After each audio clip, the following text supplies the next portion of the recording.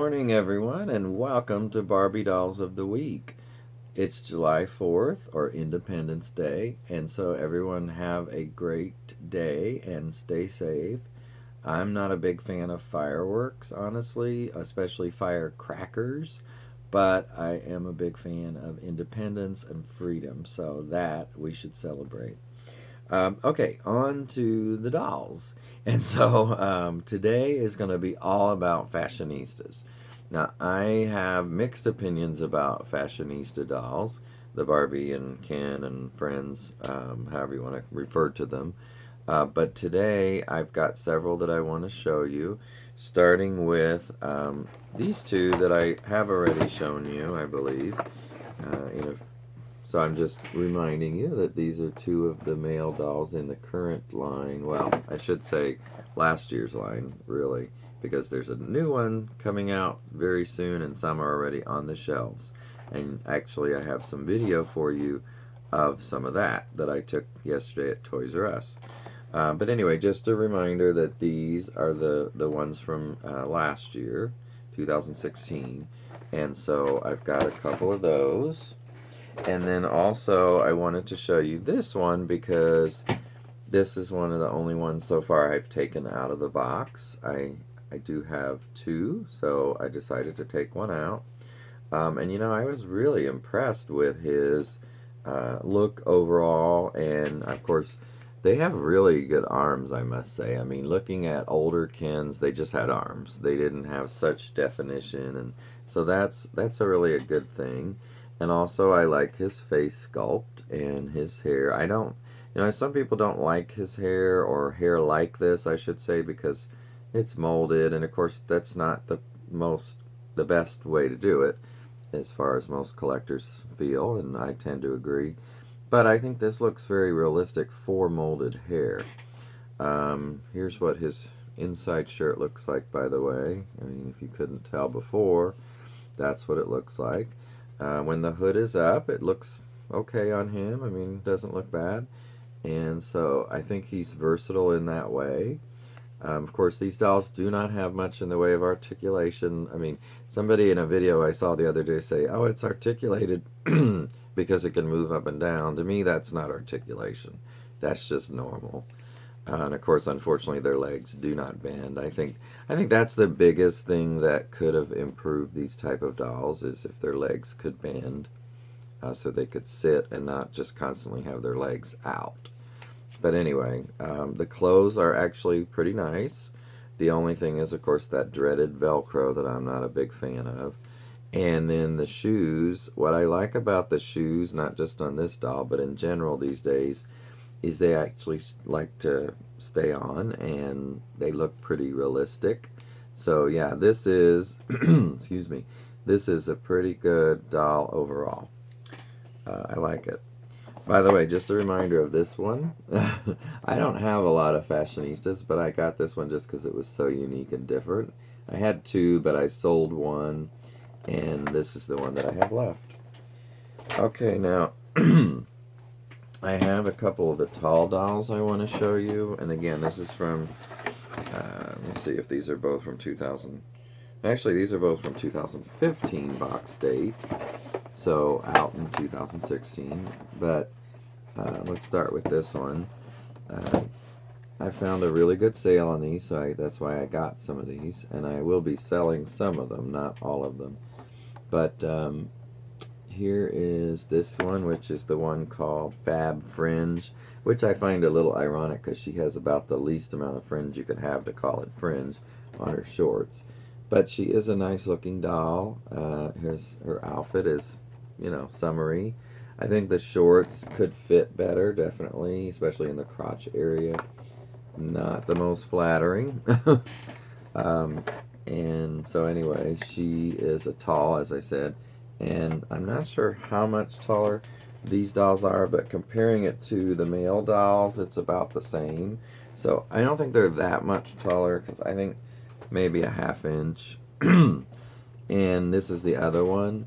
And what I wanted to mention about this, which is white and pink pizzazz, is that there's been one hanging at our Meyer store for the longest time where the plastic is completely gone off, and she's just hanging on the card like that without the plastic, which I think is very weird. And I think the last time I was there, she was finally gone, so I don't know what happened if somebody bought it, but weird.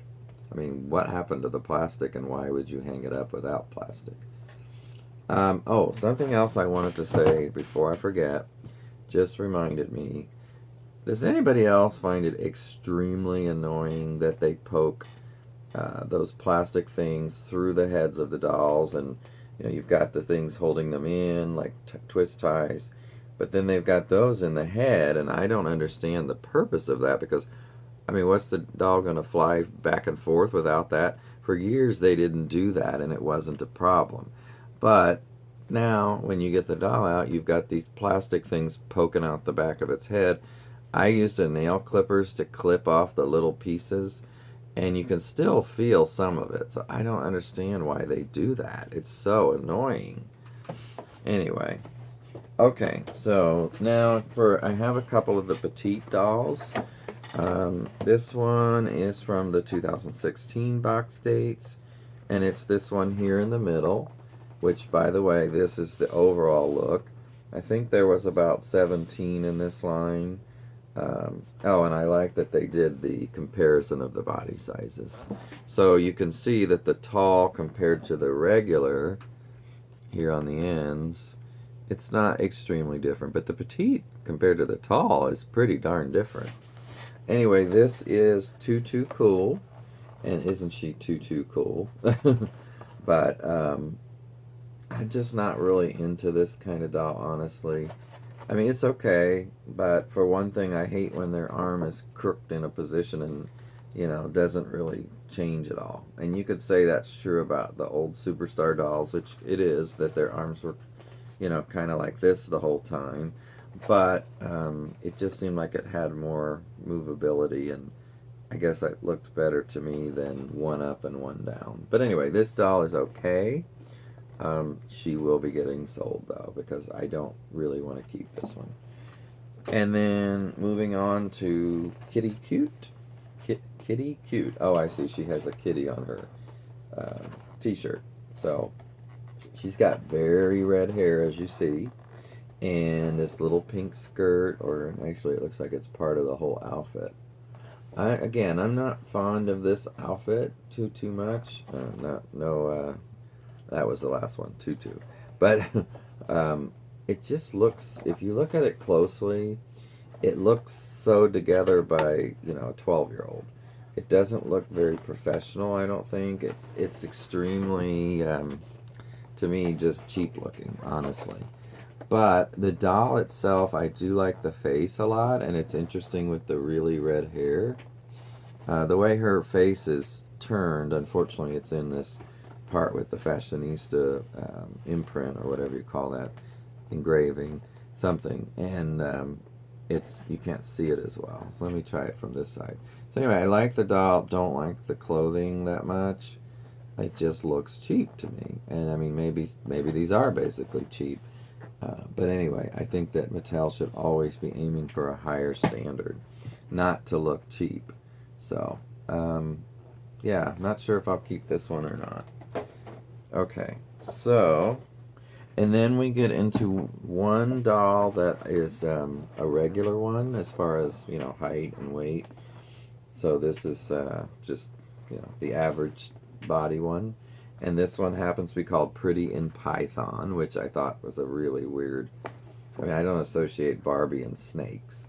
So that, I would have never ever picked this fabric and never picked that name. But that's just me.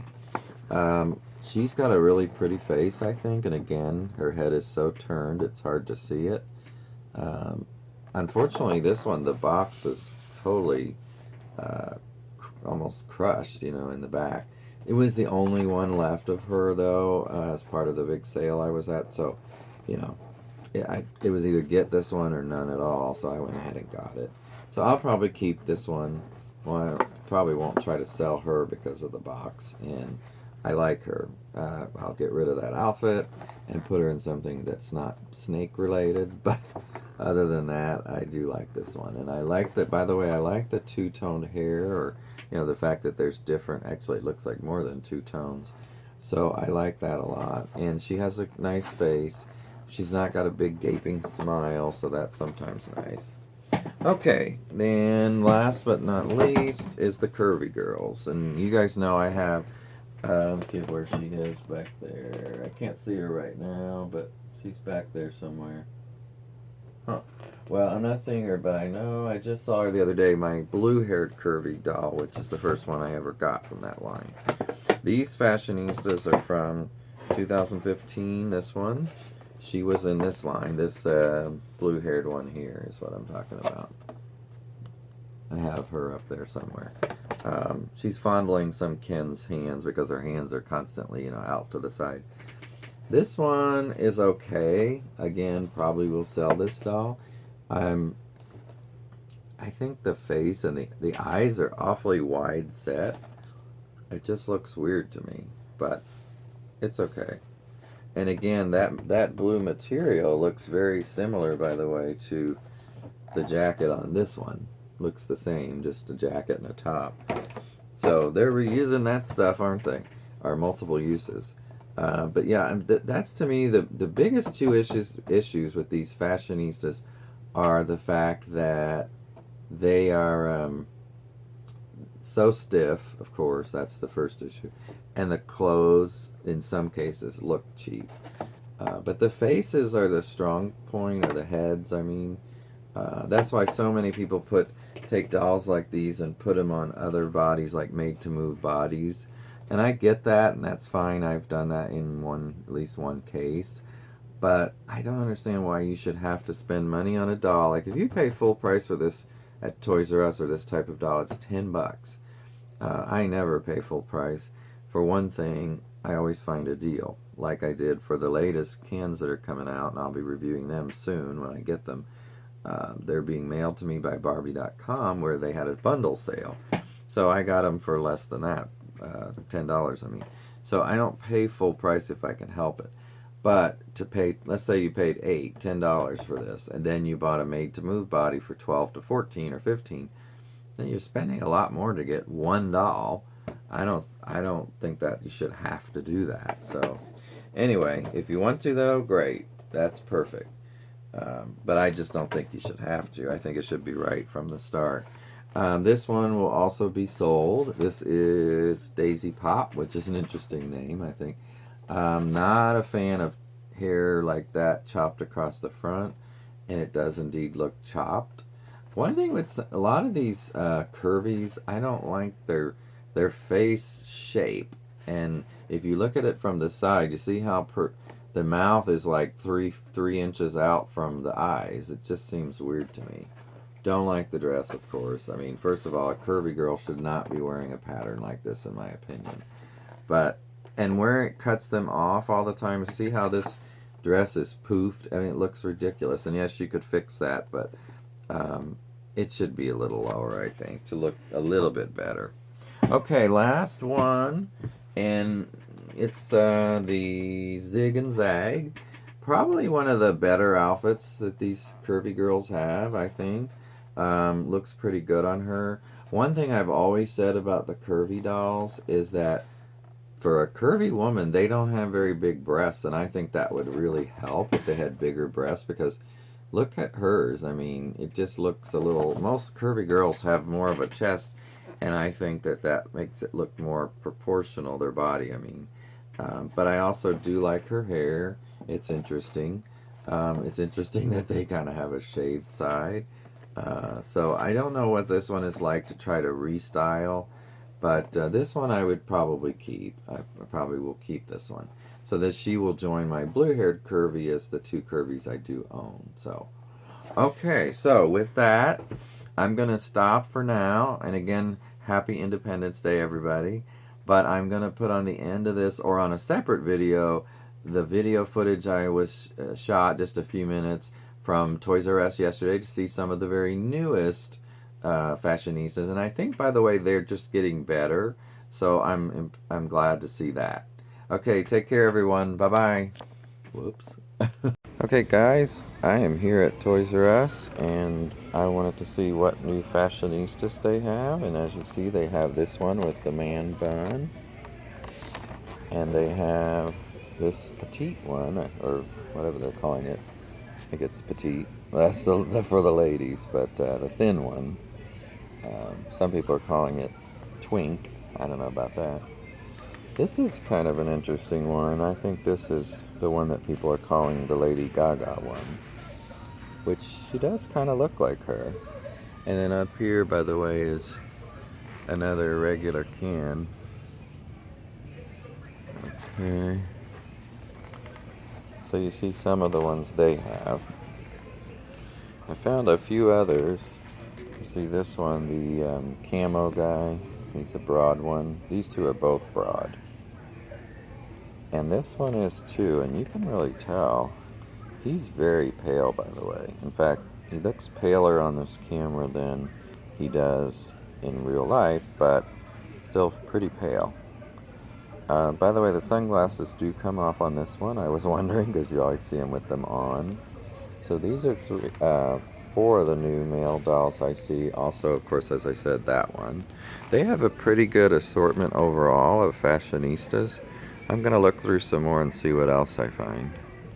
Okay, I found two more male fashionista dolls. This number 10 with the cornrows, and this number 9, who is a smaller one again. The head looks awfully big on his body, from what I can tell. It's a little out of proportion, I would say. Also, I like this one a lot. This is the emerald checked doll. It's got a really nice face, as does this one, but I don't like the hair color with hers. So yeah, there's a lot of nice ones, I have to say. But I already ordered these in the front here from Mattel, from Barbie.com, for a good bundle deal.